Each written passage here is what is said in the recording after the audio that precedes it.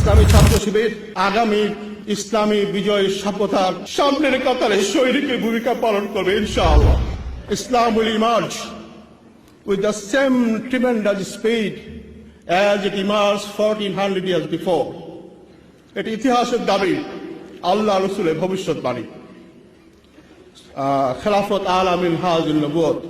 আমরা দোয়া করছি ইসলামী ছাত্র শিবির আগামী ইসলামী বিজয় শপথের সামনের কাতারে সৈনিকের ভূমিকা পালন করবে ইনশাআল্লাহ। প্রিয় ভাইয়েরা, সময় কম, আমরা অতিথিদের বক্তব্য শুনব।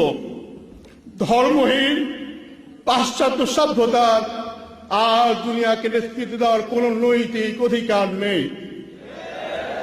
বিগত 100 বছর তার মানুষকে নির্যাতন করেছে, দুটি বিশ্বযুদ্ধ উপহার দিয়েছে, ভিয়েতনামে বিনা কারণে 50 লক্ষ মানুষ হত্যা করেছে, বসনিয়াতে মানুষ হত্যা করেছে, পাশ্চাত্য সভ্যতার সংসারকে ভেঙে দিয়েছে, যারও সন্তানের সংখ্যা বাড়িয়ে দিয়েছে এবং এইডসের মতো মহামারী উপহার দিয়েছে।